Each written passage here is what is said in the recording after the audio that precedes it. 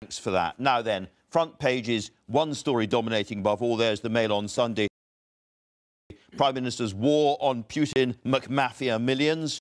Very similar story on the front page of the Sunday Express this week. May stands up to Putin. It says, the Sunday Telegraph, Britain to punish Putin's cronies. But what will Putin do about all of this? The Sunday Times has a rather alarming story. Blackout threat for Britain as Putin hits back, they suggest. We'll be talking about that more later on. And then a story, rather complicated story on the front page of The Observer about Cambridge Analytica, which was the company involved in the Brexit referendum campaign, apparently harvesting data, breaching rules from Facebook. We'll do our best to explain that to you during the course of our review, but we're going to start off with the Sunday Times. Jane. Yeah. I mean, this is all very complex stuff, but the water cooler conversations I've been hearing all week are people panicking about Russia cutting off our gas. And here we have Sunday Times blackout threat, and it says that the national grid was put on alert last week by chiefs saying that this may happen and that we have to prepare for it, which is alarming stuff in terms of this then, you know... And it shows the dangers of the sort of tit-for-tat escalation. So we kick out 23, they kick out 23 and get rid of the British Council. But, I mean, so we do something else, so they do something else. Whether or not this happens, again, in terms of if there's anything we're going to learn from this ever-evolving story is more money into defence, hopefully, but also into energy policies, so that we are not over an oil barrel or whatever. Absolutely. And this is not, to be clear, because we get lots and lots of gas from Russia. This is more because Russian cyber attacks could close down big chunks of our infrastructure. Yeah. It is feared. Owen, your first story. So this is in the Times. Fascinating story about Russian oligarchs in London explaining that their businesses remain in Russia. They're not permanently residing in the UK. Their mansions and palaces are owned by offshore companies. Many are non-doms, pay very little in tax. Very parasitical, basically. It's not like they're contributing to a thriving, booming London economy. That's the Observer. Oh, it is the Observer. I apologise to my sister paper as well.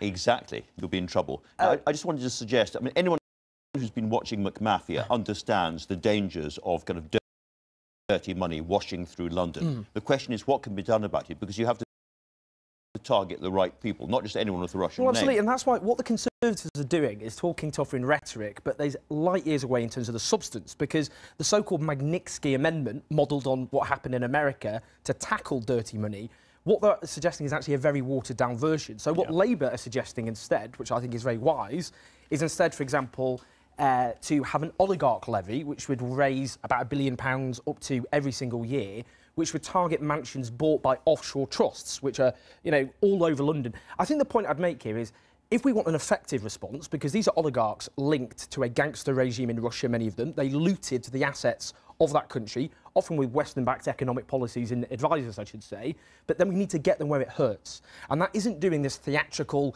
kick out a diplomat here. Very good for the Russian elections. You have a sweepstake on the result of the Russian elections, by the way. But no, I mean, it's all theatre.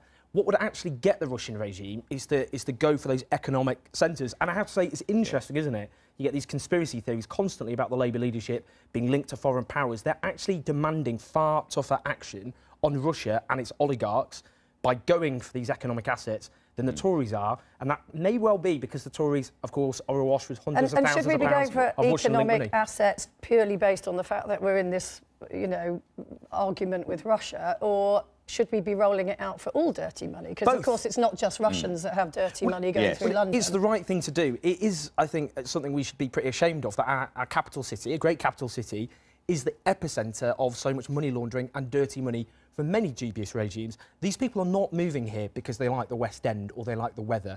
They're coming here because we have a regime that encourages that sort of money.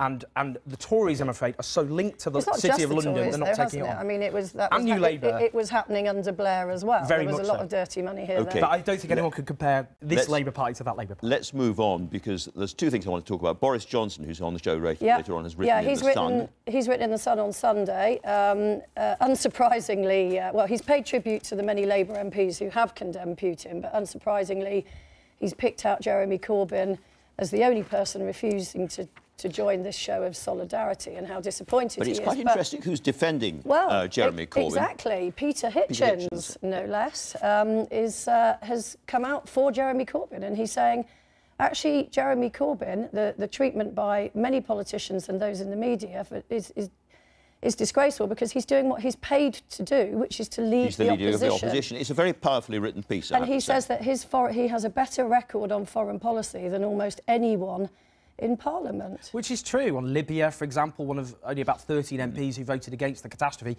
Anyone who spoke out at the time was seen as a Gaddafi stooge.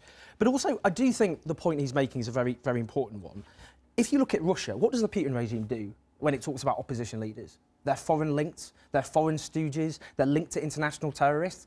They depend on a kind of paranoia. But that's the sort of culture that's been imported into this country, because increasingly what you have in this country, where the enemies of the people is splashed on the front pages of newspapers, crush the saboteurs, where the leader of the opposition is smeared as a terrorist sympathising and the stooge of foreign regimes, is to delegitimise the opposition in the way the likes of Putin does. I think it's sinister. You don't have to like... The likes of Putin shoot them in the streets. Of course, and of course, I'm not saying that, but I'm saying the culture of treating your opponents as traitors and treasonous is sinister and dangerous, and all right-minded people should take it on. He does point out also that he doesn't support him in sucking up to Sinn Féin, I should point out. And in terms of what we should be doing in this country, Ruth Davidson, a Conservative, has broken ranks this morning and suggested, I think in the Sunday Telegraph, that the piece, that we should actually close down Russia Today because it's a propaganda mouthpiece. Well, look, I mean, Russia Today, last time they stuck the camera in my face, I just said solidarity with LGBT people in Russia. I think it's obviously a propaganda station. Closing it down would be a PR gift, I think, for the Russian regime.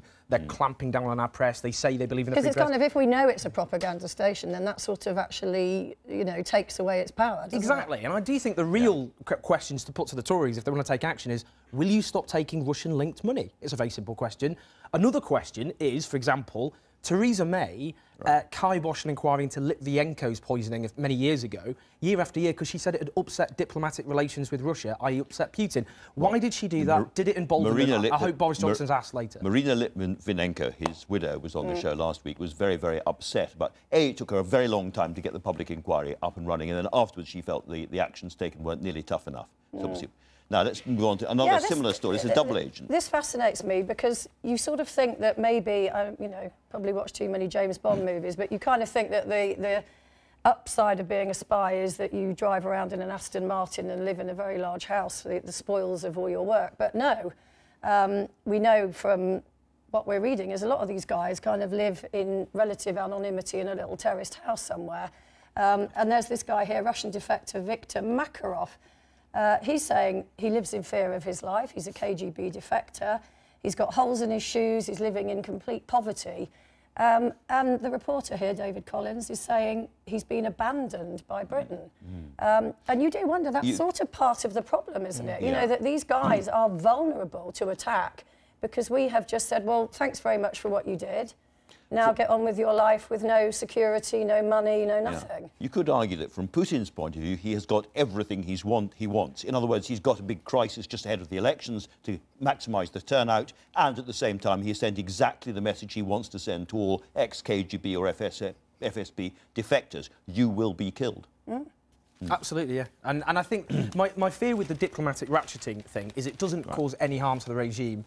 It's good propaganda, which is why the economic assets, I think, going for the oligarchs is far wiser. And it makes him look more powerful in his own country. My friends, the time has come. We're going to try and explain the Cambridge Analytica story. Right, so this is in The Observer. Thank you. Over to you. Lovely stuff. Look, this is a quite interesting story about the harvesting, basically, of data and doing detailed data profiling of voters and so on. And it's been linked to what's happened in terms of Donald Trump's victory, but also with Brexit. My concern about it sometimes is it gets a bit conspiratorial sometimes about why, you know, I voted and campaigned for Remain, but we didn't really lose the referendum. It was all dirty tricks. It must have been some kind of dodgy cheat. It was, But I would say what the real important thing is about data and about data protection. And I think that's what we need very clear laws, I think, in this country and elsewhere, that our data should be publicly owned. It should not be harvested by private companies and used in devious ways. And I think that's definitely the lesson. OK, let's salute Ben Parkinson. Yes. Talking about spies not being looked after, here is Ben Parkinson, who was, you know, catastrophically injured, actually. And this is the mark of modern warfare, actually, now, that these guys are surviving, whereas, of course, in the old days, They'd have died, he yes. would not have survived. And you would think that it would be absolutely a tick box for this country to look after people like Ben Parkinson, but he is having to sue the Army or the MOD. There's a suggestion he's going to lose his wheelchair. Yeah, I mean, he just is not being given the right amount of support and financing to sustain his life as it is now. Now, charities like Help for Heroes obviously would help him, but actually, as a country, we should help the him. government sends these brave people off to fight often in you know, wars, terrible wars, and you get examples of benefits being cut off soldiers. It's just an awful, I think we can all agree on that. It's an awful story. Thank you both very much indeed for the paper review. And so to the weather. Well, this is completely